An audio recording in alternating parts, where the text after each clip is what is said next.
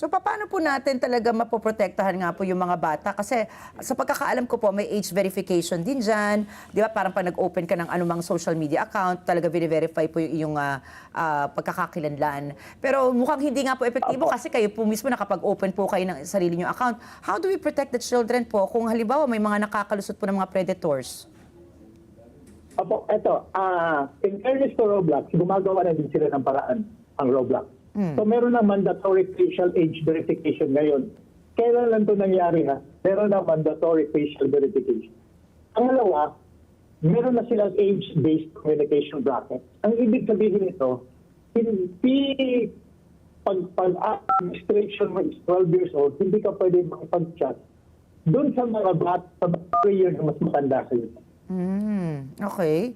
At ang chat ngayon, ginawa ng Roblox, ka-disable na yung chat na default.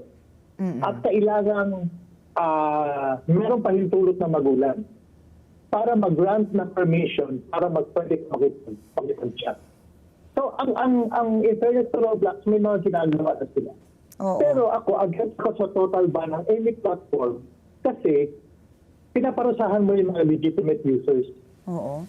Imbis na habulin mo yung criminal, imbis na habulin mo yung pedophile na ng histok sa anak mo o ng histok sa mga young users, ginagawa ng gobyerno ng DICT, total ban agad.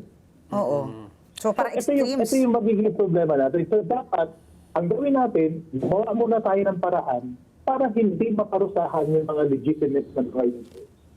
Sa halimbawa, dapat ay gawin ang mga magulang. Kasi ang problema natin, behavior, design ng app, saka weak supervision. So sa mga magulang, dapat i-treat yung Roblox as a public space at hindi isang laruan. Kasi ang Roblox, kakaiba siya sa ibang mga games. Kakaiba siya sa Minecraft, kakaiba siya sa PUBG. Kasi nandun, limited yung sa gameplay lang yung chat. Pero sa Roblox, pwede kang gumawa ng napakaraming community. Millions of community, millions of chat groups, millions yung mga spaces ang pwede mo mapasok.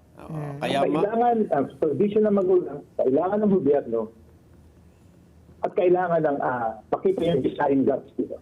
Oo. Kaya ang ang bigat ng responsibilidad dito ay nandun sa mismong nag-design ng platform. No? Siguro yung mga filters na dapat niyang gawin, yung mga safety features ay dapat pabutihin nung developer ng Roblox. Tama ba Art? Tama. Okay. Tama. So dapat magkaroon, although meron na ginagawa ang Roblox dito, nakukulangan pa ang CICC sa mga ginagawa nila. Kaya kailangan talagang pag-aralan nila at kailangan mag-suggest tayo at mag-recommend tayo kung ano yung kabagan Correct. na dapat gawin ng Roblox, ng platform